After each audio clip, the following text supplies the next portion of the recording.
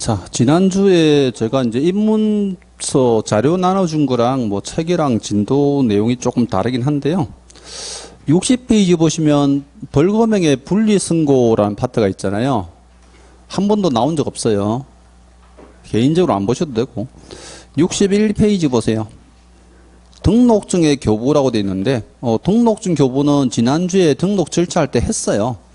등록 통지를 받으면 보증 설정하죠. 보증을 설정하면 지체 없이 등록증을 교부합니다. 근데 등록증 교부만 가지고 출제를 하는 건 아니고요. 보증 설정을 해야지 등록증 따는 조건을 꼭 따져보시면 돼요. 그 다음에 63페이지 봅니다. 중개업무의 개시라고 되어 있는데요. 업무 개시는 제가 3개월 이내는 해야 됩니다 하고 말씀드렸는데 그게 휴업조항에 있어요. 그래서 쌍갈로 2번 한번 보세요. 2번의 세 번째 줄. 다만 하는 단수항이 있는데요. 등록을 한 후 3개월을 초과하도록 업무 개시도 하지 않고 휴업 신고도 하지 않은 경우 100만 원 이하의 과태료 처분받을 수 있다 되어 있죠. 그래서 100만 원 과태료 안 받으려면 최소한 3개월 이내는 업무를 개시해야 된다. 뭐 중개업 하려고 등록까지 해놓고 3개월 넘게 문을 계속 닫아놓을 수는 없다는 거죠. 그 개념이에요. 자, 5절에 보시면 이중 등록의 금지라는데 요것도 제가 등록 절차할 때 간단히 했는데요. 우리 등록은 한 번밖에 안 됩니다. 그럼 만해보세요. 자격증 가지고 내가 울산 남구에서 등록을 했는데 이 자격증으로 저기 부산 해운대구에서 등록됩니까? 하면 안 돼요. 이중 등록을 철저히 금지하고요. 또 이중 소속도 금지하는 게 내가 A 중개사무소에 근무하면서 B 중개사무소에 또 들어가서 근무합니다. 절대 안 돼요. 같은 업종에는 안 됩니다. 근데 이건요. 상법에도 규정이 있어요. 상법에는 이게 경업금지조항이라는 게 있습니다. 경쟁되는 업종에는 종사하지 마라. 이렇게 되는 거죠. 현대자동차의 이사가, 임원이요. 예를 들어서 르노자동차의 전무가 되고 싶다. 양쪽에 다 되나요? 그 절대 안 돼요. 우리도 같은 중개사무소에 두 군데는 절대 근무를 못합니다. 근데 현대자동차의 회사 다니면서 중개사무소에 취직하고 싶습니다. 그건 돼요.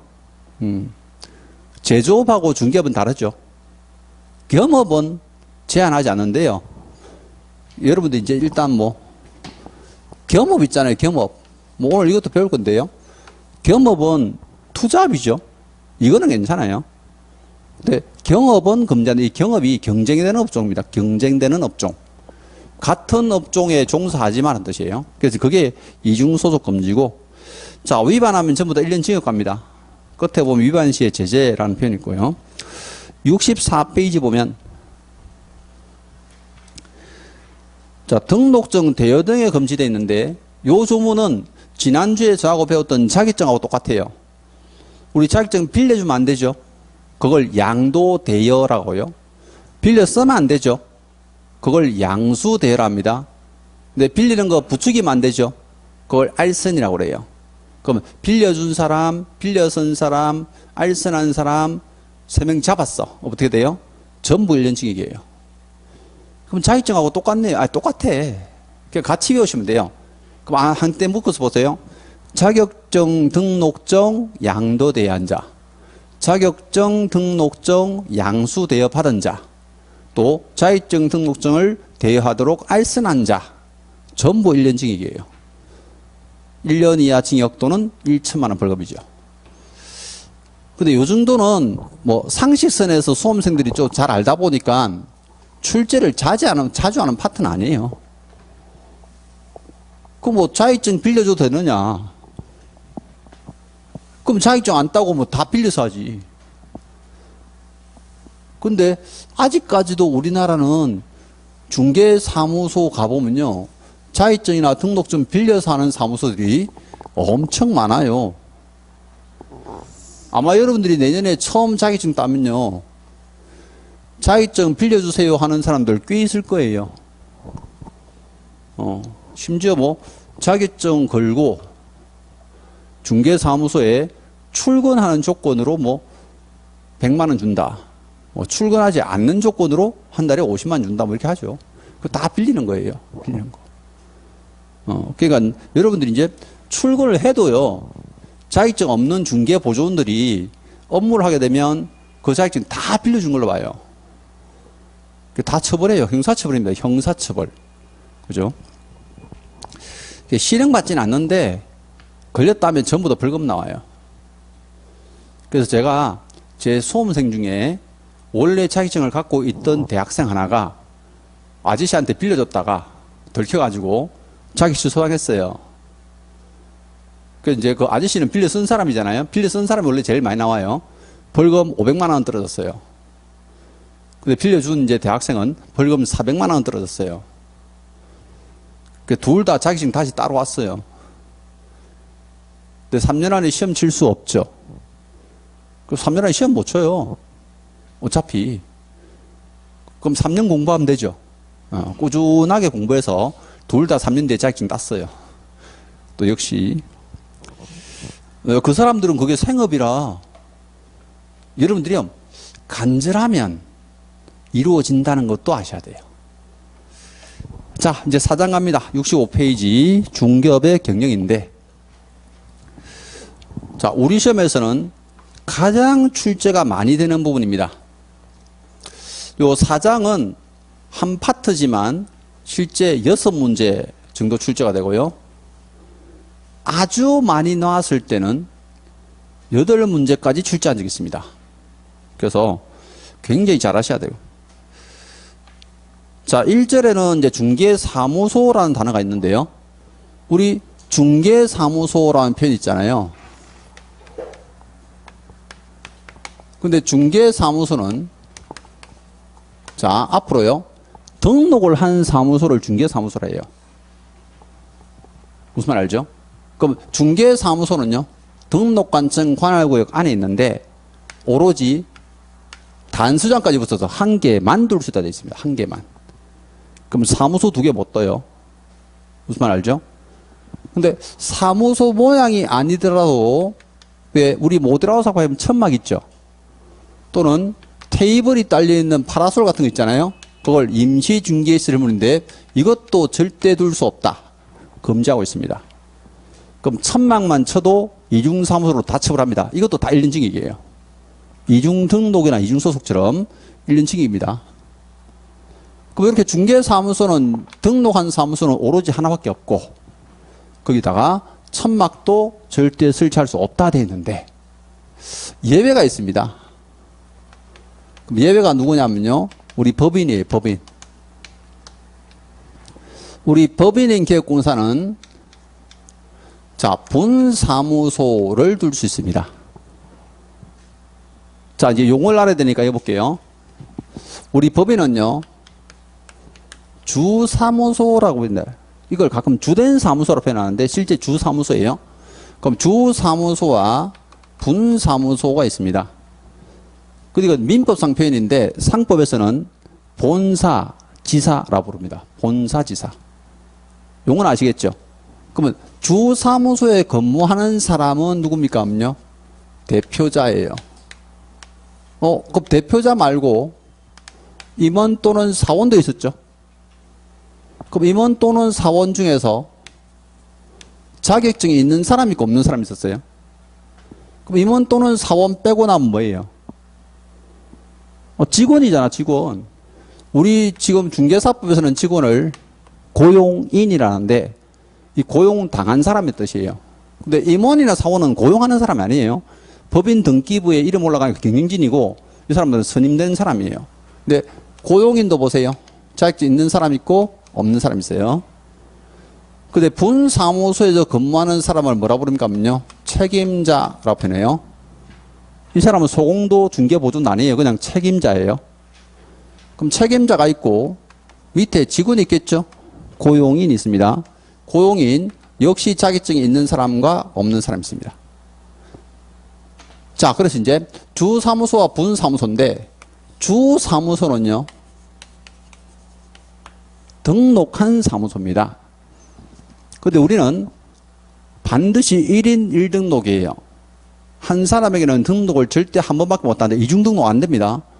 이중등록 안 되다 보니까 분사무소 그럼 등록하는 거 아닙니까? 근데 신고한 사무소예요. 얘는 신고를 해요. 근데 보세요. 우리 지난주에 배웠던 용어 정의 중에서 자격증 있는 직원들을 뭐라 하죠? 소공이라 하죠? 자격증 없는 직원들 중개보조원이에요. 이것이 마찬가지고. 근데 자격증 있는 임원사원들을 뭐라 부릅니까? 하면요. 소속공사예요. 명칭은 똑같아요. 근데 자격증이 없는 임원사원들을 뭐라 합니까? 하면요. 우리 법에는 호칭이 없어요. 별도의 호칭을 만들어 놓지 않았어요. 중개보조는 아닙니다. 호칭을 만들어 놓지 않다 보니까 시험에도 공인중개사 자격증이 없는 임원, 자격증이 없는 사원 이렇게 출제합니다. 자, 그래서 이제 어쨌든 이제 법인들은 분사무소라는 걸 둘 수 있습니다. 근데 분사무소는 신고한댔잖아요. 신고. 그래서 지금 이제 66페이지 보면 2번 단락에요. 분사무소 설치가 있는데, 자, 이제 간단히 볼게요. 절차만 조금 볼게요. 제가 주된 사무소를 이제 한자를 써서 이제 주라고 쓸 건데요. 그럼 주된 사무소가 A군에 있는 중개사무소입니다. 근데 분사무소를 어딘지는 모르지만 설치하고 있다. 그죠? 설치하고 싶다는 거죠. 근데 분사무소를 설치할 때, 자, 설치 요건을 갖추셔야 됩니다. 근데 시험에서는 이 분사무소에 대한 문제가 반드시 한 문제 나오는데요. 설치 요건이 거의 90% 정답입니다. 그럼 여러분들은 이제 거기 66페이지하고 오른쪽에 67페이지 요 두 파트, 그죠? 요게 한 문제라고 생각하시고 공부하셔야 돼요. 그럼 설치 요건을 간단히 보면요.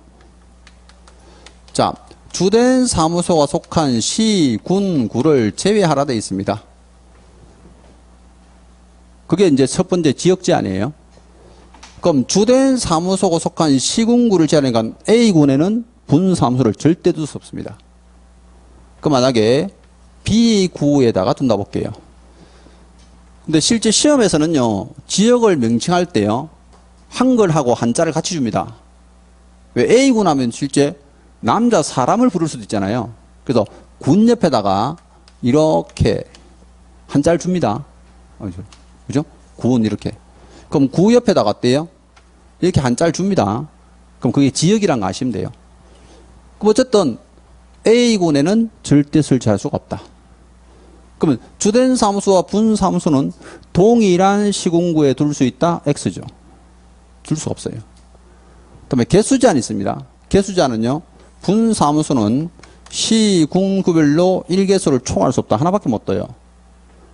그럼 여기 B구에 2개 둘 수 있다? X죠. B구에도 하나밖에 못 둡니다. 시, 군, 구별로 1개만. 근데 분사무소에 근무하는 직원 뭐라 했죠? 책임자. 분사무소 책임자가 있는데 이 사람은 자격증이 있어야 됩니다. 공인중개사 이해야 한다. 자격증이 있어야 돼요.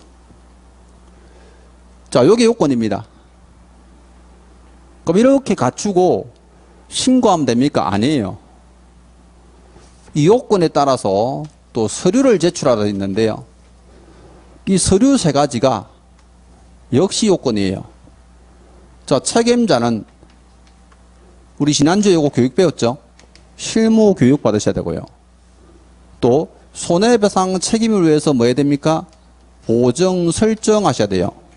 보험 가입하고 오셔야 되고요. 또 우리 중개사무소는 항상 선악고를 했죠? 중개사무소 불법 건축물 안 된댔죠? 건축물 대장 기재된 건물에 사무소학 봐라. 그럼 이 서류를 내라니까 미리 갖춰야 돼요. 이게 전부 다 설치 요건이에요, 따져보면. 그럼 지역 제한과 개수 제한, 사람의 제한이 있는데 서류는 이렇게 3가지 내세요 돼 있는 거예요. 근데 뭐 몇 개 안 되잖아요. 자, 근데 여기서 이제 마지막 하나 중요한 거. 자, 분사무소는 신고 안 냈죠, 신고. 그럼 어디다 신고할까요? A 군수한테 갈까? B 구청장한테 갈까? A 군수한테 가요.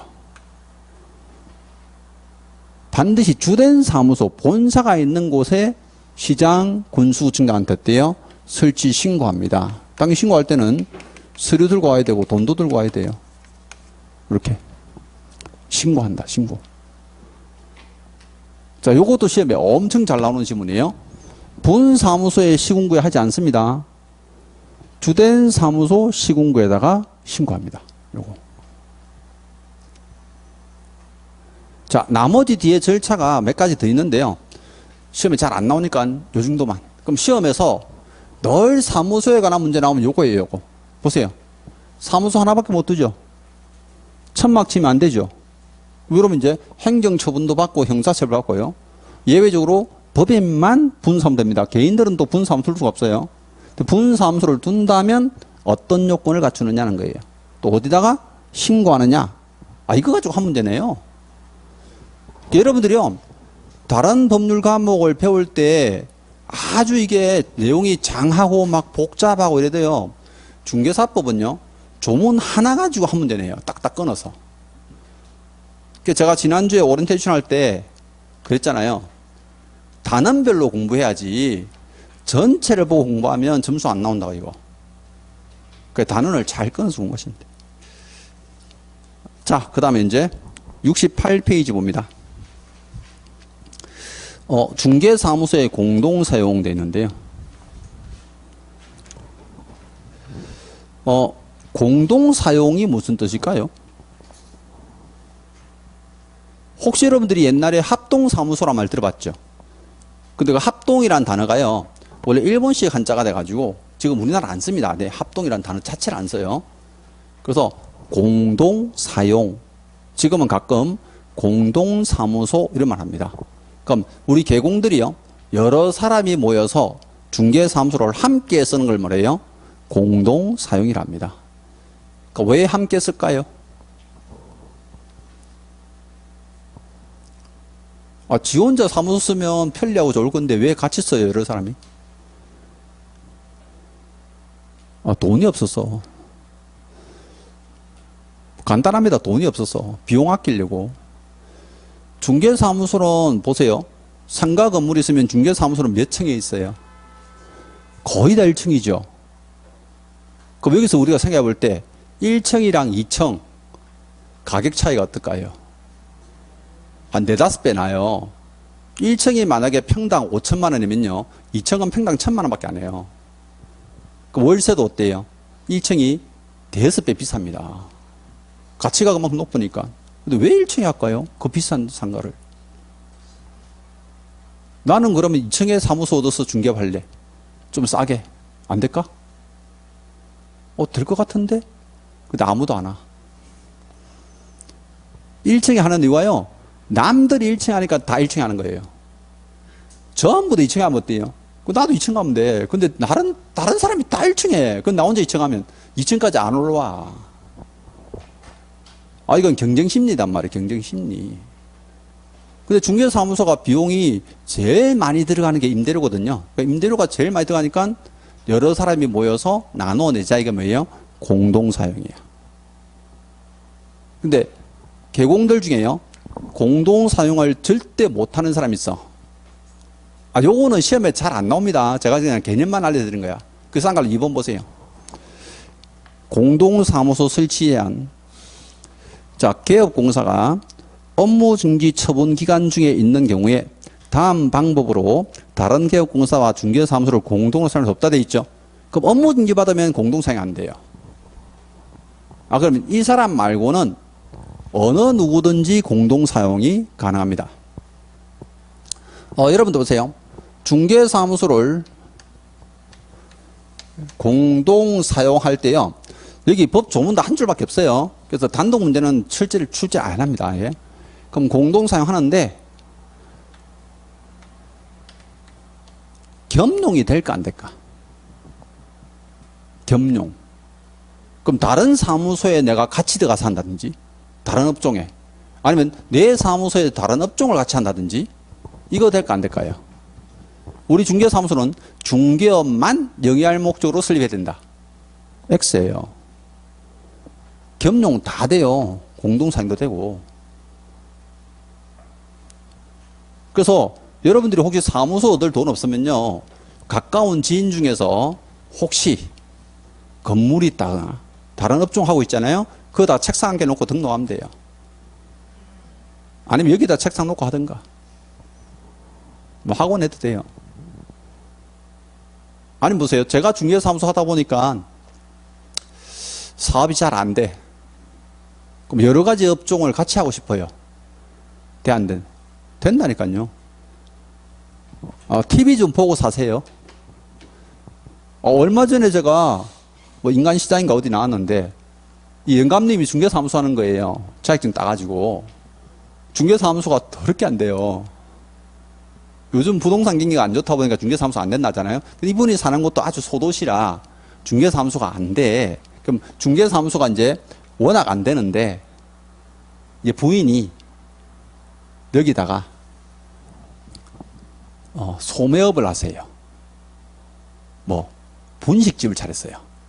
떡볶이, 어묵, 김밥. 대박 났어요. 근데 중개사무소에 여기 이제 들어오시는 분은 옆에 막 식탁이 막 있잖아요.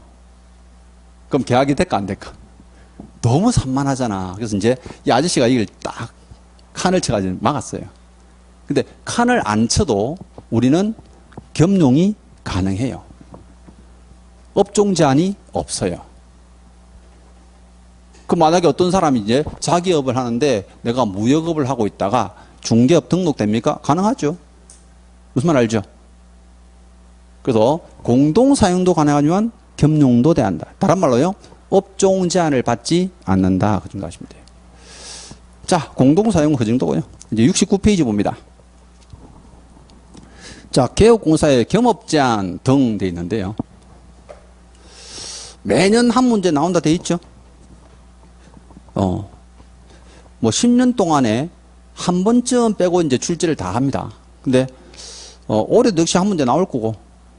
근데 여기도 보세요. 제목이 겸업 제한이잖아요. 근데 이 대한민국은요, 개인에게는 겸업을 제한하지 않습니다.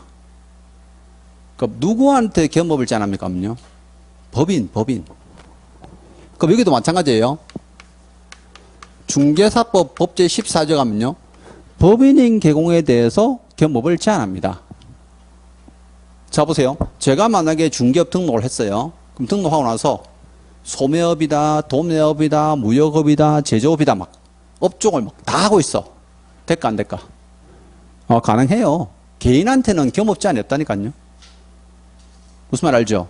물론 다른 법률에서 제한을 하면 못해요. 자, 우리나라 내가 공무원입니다. 국가공무원. 그럼 공무원은 중개사무소 돼, 안 돼요? 그건 안 돼요. 왜? 거기 공무원법에 그래 나와 있어요. 우리 학교 선생님들 교사 중개업 돼, 안 돼요? 안 되죠. 왜? 교육법에 그래 나와 있으니까. 근데 이렇게 얘기하면요, 어떤 사람들은 공무원들은 겸업 아무것도 못 하잖아요. 학교 선생님들은 겸업 아무것도 못 하잖아요. 아니에요. 다 겸업해요. 이게 영업 부류에 종사할 수 없는 거예요. 중개업도 영업 부류의 이제 업무다 보니까 못하는 건데. 생각해 보세요. 내가 공무원인데 상가 건물 큰 거 하나 샀어요. 100억짜리. 왜? 아버지가 물려준 게 있어가지고. 공무원이 부정축제한 게 아니고 원래 돈이 좀 있어. 그럼 상가 건물에서 임대료 받죠? 그럼 나 무슨 업 하고 있어요? 임대업 하고 있잖아. 그럼 공무원들은 임대 못 해요? 할까 못 할까? 당연히 하는 거지. 원래 상가 건물 100억짜리 있었다니까. 겸업을 못하는 게 아니고 공무원이나 교사들이요, 무조건 겸업을 못하는 게 아니고 그 법에서 막아놓은 업무가 따로 있어요. 근데 지금 그런 법이 아니면 중개사법에서는 개인에게 겸업을 제한하지 않습니다. 무슨 말 알죠? 누구에게만? 법인에게만 제한합니다. 그래서 이쪽에 법인의 업무가 매년 한 문제씩 나옵니다. 근데 우리 책에는요, 그 위에 지역적 범위 최근에는 이제 거의 없어요. 자, 쌍걸 이번에 중개대상물의 범위도 볼 필요 없고요. 또 취급 업무에 따른 범위도 있는데 거기 개인인 개공돼 있죠. 동그라미 1번에. 그럼 개인인 기업공사의 취급 의무는요. 보세요. 현행법상 겸업제한 규정은 없다 돼 있죠. 여기까지만 챙기면 돼요. 겸업제한이 없다는 거. 근데 동그라미 2번 가보세요. 법인인 기업공사의 취급 업무에서 다른 법률에 규정된 경우를 제외하고 공사법 제14조에 규정된 7개 업무만 취급할 수 있다 돼 있죠. 그 뒤에 넘기시면 이제 이 7개 업무가 나와요. 큰 제목이 2번. 자, 이 법인의 겸업 업무인데 방금 보신 대로 7개밖에 없댔어요. 근데 실제 따지면요. 부동산 중개업을 빼면 6개 업무밖에 없어요. 6개 가지고 매년 한 문제네 이거. 이거 틀리면 집안 우사야. 중개사법 시험 치는 사람이 이 문제 틀리는 사람은 아무도 없어요.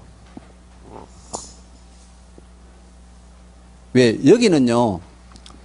관찰력만 뛰어나면 돼요. 그럼 관찰력이 왜 뛰어나야 됩니까? 하면요. 글자를 살짝 바꿔내요.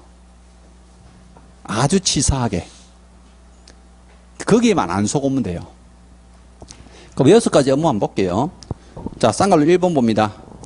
상업용 건축물 및 주택의 임대관리 등 부동산 관리 대행 이래 있죠. 근데 오른쪽에 쌍갈로 4번 한번 보세요. 4번.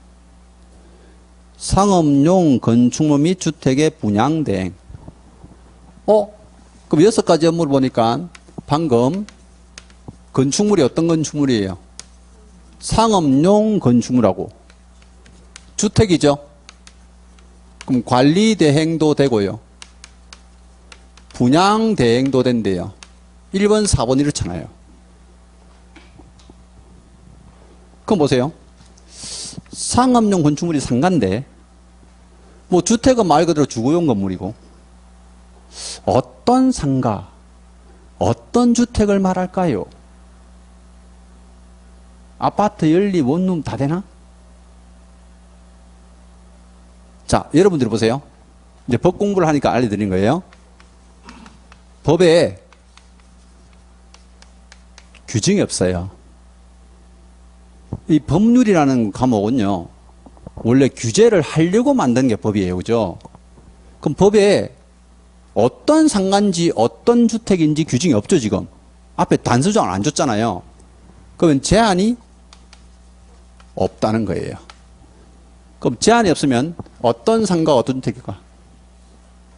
대한민국의 모든 상가와 모든 주택이에요. 무슨 말 알죠? 그럼 요걸 조금 난이도를 이제 아주 높게 낸 출제위원들 보면요. 주택법상 사업계획 승인 대상이 아닌 아파트의 분양대행 이러네요. 앞에 주택법상 사업계획 승인 대상이 아닌 이 말은요. 아무짝에도 쓸모없는 말이에요. 왜? 제한 없댔잖아. 모든 주택이라니까요. 자, 미등기 주택입니다. 미등기 상가 건물이에요. 자, 관리대행. 되는 거지. 방금 제한이 없댔잖아요. 근데 그런데 좀 신경 써요. 특히나 이제 혈액형이 AA 있는 사람. 아주 막 꼼꼼하거든. 이게 뭔 말이고, 뭐 이런 사람 있어요. 아예 신경 쓸 필요 없어요. 근데 여기 잘 보세요. 건축물이잖아. 그럼 토지 분양 대행 될까 안 될까요? 아, 이거 절대 안 돼요. 토지 정답으로 10년 동안에 6번 냈어요. 근데 그냥 토지라고 내면 너무 편하잖아. 그래서 예전에 이제 조금 쉽게 낸 출제는 농지 관리 대행 이런 거 되고. 재작년 나온 거 상업 용지. 오, 글자 비슷한데? 상업 용지 땅이죠? 분양대행 안 돼요. 주택 용지 안 되죠? 주택이 아니고 주택 용지는 안 돼요. 주택 용지를 두 글자로 줄이면 택지 그래, 택지. 여러분 다 아는 거잖아, 택지. 택지 분양대행 돼, 안 돼? 절대 안 돼요. 그러니까 문제가 어떻게 출제되는지를 미리 알고 공부하면 쉬워지죠. 요거는 부동산 이놈을 바꾸는구나. 그럼 돼요. 자, 두 번째 갑니다. 쌍갈 2번. 부동산 이용, 개발 및 거래에 관한 상담입니다. 상담 혹시 영어로 아세요? 컨설팅. 근데 부동산을 이용하도록 개발하도록 상담해 주는데 여기는 한번 잘 보세요. 그냥 부동산이 했죠. 상가나 주택이 아니고 그냥 부동산이잖아. 그럼 어떤 부동산이야? 모든 부동산이지 제한이 없잖아. 제가 말씀드렸잖아. 어떤 부동산인지 규정을 안 해놨잖아요. 모든 부동산이야. 그러면 상담할 때 토지 된다 안 된다? 되네. 이래서 이제 헷갈리는 거야. 와, 어떤 건 되고 어떤 건 안 되네. 나중에 공부하다가 좀 시간 지나잖아요. 토지 나오면요. 이게 된다 카드나 안 된다 카드나? 대행은 땅이 안 돼. 컨설팅은 땅 개발하도록 상담할 수가 있어요. 그래서 대부분 이제 밖에 나가시면 임야 같은 거 전원주택지로 만들어가지고 어때요? 같이 분양해 먹자 하고 이제 이렇게 상담을 합니다. 컨설팅 많이 하죠. 근데 컨설팅 하는데 보통 보면요.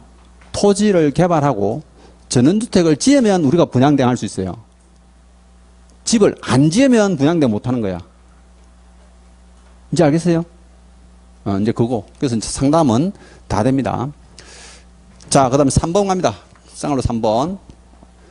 개업공사를 대상으로 중개업의 경영기법이나 경영정보 제공. 자, 경영기법이나 경영정보 제공하는 거를 우리가 흔히 영어로 또 뭐라 해요? 어떤 분이 체인점이라는, 체인점은 일본 영어예요. 프랜차이즈업이라 하죠. 프랜차이즈업. 그래서 이제 이 법인들은요, 프랜차이즈업도 가능합니다. 근데 보세요. 누구 대상이다? 요건 사람 조심해야 돼. 개공 대상이에요. 이건 틀린 정답이 늘 똑같은 놈이야. 우리 지난주에 용어 정의 배웠잖아요. 공인중개사 대상으로 할 수 있다, 없다? 공인중개사는 자격증만 갖고 있는 백수죠. 경영기법을 얘한테 뭐하러 가르치냐. 그럼 개공은 등록하고 사무소를 갖고 있는 사람이죠. 이 사람한테 경영기법 가르쳐야지. 이건 사람을 조심하라 되어 있습니다. 개공, 공사 아니고 개공. 자, 그 다음 이제 5번 갑니다. 중개 의뢰인의 의뢰에 따른 자, 도배나 이사업체 소개 등 주거이전에 부수되는 용역에 알선되어 있습니다. 나중에 여러분들이요, 중개사무소 등록을 하면요, 법무사 사무소에서도 와서 영업하고요, 인테리어 회사에서 와서 영업하고요, 또 심지어 도배업체, 이사업체에서 와서 영업을 해요. 뭘 영업할까요? 소개해달라고. 그럼 소개해주면 공짜로 해줘? 돈 줘요. 돈 주니까 해주지. 중개사무소에서, 제가 울산에 아는 수험생 중에 중개사무소 하시는 분 중에요, 인테리어 있잖아요. 34평 아파트 올수리하면 한 3, 4천 들거든요. 그거 한 건 소개하면 4, 500 받아요. 그것만 해서 돈 많이 벌은 수험생이 있어. 그걸 막 아주 열심히 해가지고. 왜? 소개하고 돈 받을 수 있다 돼 있거든, 우리는. 그죠? 근데 이건 알선해야 되죠. 그럼 소개라는 단어가 알선이라는 단어하고 똑같은데, 우리는 도배나 이사업체 운영하면 돼, 안 돼요? 절대 안 돼요. 직접 운영은 안 돼요. 이삿짐 나르지 마. 운영은 안 돼. 그럼 용역을 직접 제공할 수 있다, 없다? 없다는 거죠. 이거는. 제가 말씀드렸잖아. 이 문제는요, 한 문제를 꼭 내는데 글자 싸움이에요. 어떤 글자가 정확한지를 잘 봐야 돼. 자, 마지막 업무 갑니다. 이제 6번째. 자, 민사집행법에 의한 경매, 국세징수법 그 밖의 법률에 따른 공매 대상 부동산에 권리분석 및 취득 알선, 매수 신청 대리 또는 입찰 대리 가능하다 되어 있죠. 여기는요, 부동산도 두 가지고 업무도 두 가지예요. 나눠볼게요. 경매 대상 부동산 있죠. 공매 대상 부동산 있죠. 자, 우리나라는요, 부동산 경매를 어디서 해요? 법원에서 해요. 그럼 우리나라 부동산 공매는 어디서 해요? 캠코에서 해요. 캠코가 뭐예요? 한국자산관리공사입니다. 내용이 완전히 다릅니다. 어떤 분은 뭐 경매나 공매나 똑같은 거 아이가? 완전히 다릅니다. 근데 경매나 공매 이제 부동산을 골라가지고 어린이들한테 권리분석 및 취득할선 이거 뭐냐면요. 중개사무소에 앉아가지고 권리분석을 해준다는 거예요. 야, 경매부동산 하나 좋은 거 나왔는데 원래 감정가가 지금 2억인데 8천만 원까지 떨어졌다. 근데 앞에 2천만 원짜리 유치권이 있는데 2천만 원 주면 그래도 1억 남는다. 권리분석과 취득할선 해줍니다. 그거 돈 받는 거예요. 요건 나중에 대법원 규칙에 되어 있습니다. 근데 이제 이 의뢰인이 소장님 무서워요. 네가 갔다 오면 안 돼요. 그러면요. 그걸 매수 신청 대리. 근데 이 매수 신청 대리를 다른 말로 하면 입찰 대리라고 표현합니다. 그 매수 신청이 이제 입찰이란 말인데 매수하도록 신청하는 거죠. 그 입찰하는 거예요. 법원 가서 입찰하는 거. 이때는 이제 자기가 대리권을 받아가지고 위임장 받아가야 되겠죠. 대리권 받아가지고 법원이나 한국자산관리공사에 직접 가서 해주는 거예요. 이러면 수수료가 많아져요. 보수가 많습니다. 그럼 보세요. 자, 업무를 시험에 냅니다. 경매 대상 부동산의 권리분석 및 취득알선 가능하죠? 공매 대상 부동산의 권리분석 및 취득알선 가능하죠? 경매 대상 부동산의 매수 신청 대리 되죠? 공매 대상 부동산의 입찰 대리. 이거 가지고 지문을 4개를 쓴다고. 자, 근데 조심할 건 하나 가지고, 이 조건이 있어요. 우리 지금 경매는 어디서 한댔어요? 법원에서 한댔죠. 그래서 이 경매는요, 이 법률 사건이거든요. 그래서 경매 이제 일단 공고 나올 때 번호를 보면 실제 2025 타경 메토 이렇게 돼 있어요. 그 앞에 이제 경매 사건이라고 되어 있습니다. 근데 우리나라는요, 이게 이제 법률적인 사건에 대해서는 법률 사무를 볼 수 있는 사람이 변호사밖에 안 돼요. 변호사법에 그래 써놨어요. 근데 몇 년 지나가지고 이제 법무사도 가능하다고 법무사법을 개정했거든요. 그럼 우리나라가 이제 변호사나 법무사만 경매부동산의 대리 업무를 쭉 하다가 갑자기 이제 2006년도에 우리 관할 부서가 국토교통부잖아요. 그럼 국토교통부 장관께서 중개업만 해가지고 너무 힘드니까 업무를 하나 더 줘야 되겠다. 그래서 이제 법무부에 가가, 야, 경매 업무 우리 좀 줘. 그럼 주겠어요? 대판 싸웠어요. 누가 이겼어? 국장이 있어요. 국장이 이겼으니까 들어와 있을 거 아니야. 그래서 경매 업무를 뺏어왔어요. 물론 지금 변호사나 법무사도 하고 있는데 그 중에 일부를 뺏어왔어요. 그 뒤로부터 변호사들이 지금 중개업하게 해달라고 난리가 났어. 법무사들도 중개업을 하겠다고 난리치고 있죠. 근데 변호사법이나 법무사법이 개정이 안 됐어요, 아직. 그러다 보니까 중개업 뭐 못해요.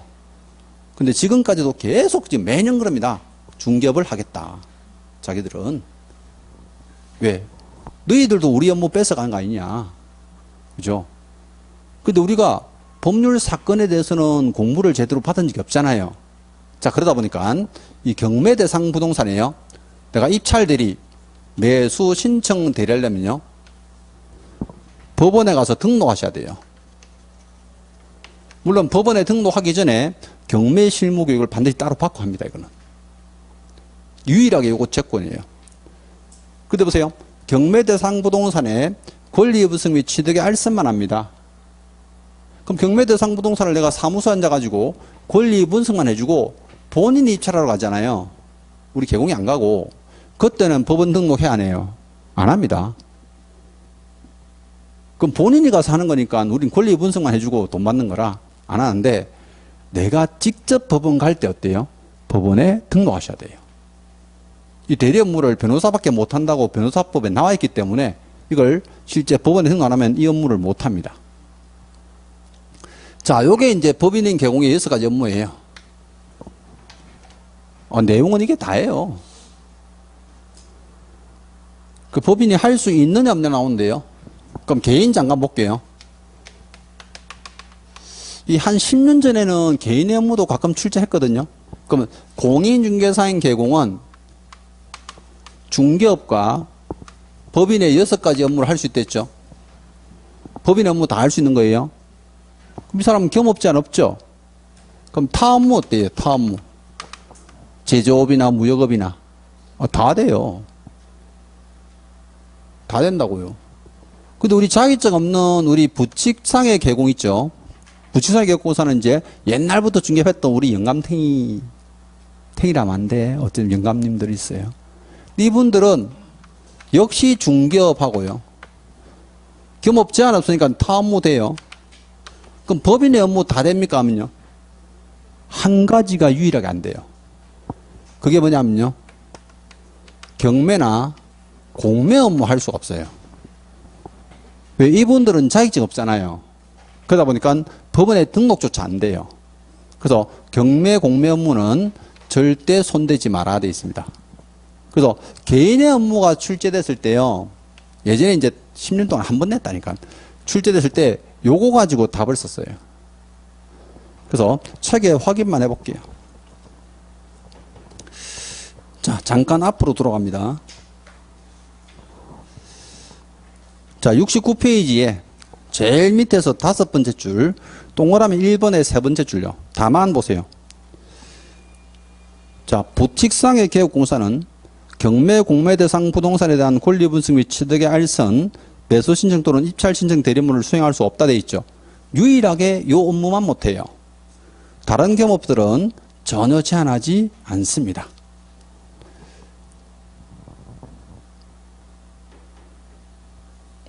자, 아시겠죠? 법인의 겸업이 매년 한 문제 정도 출제된다 보시면 돼요. 자, 10분 쉬었다 갈게요.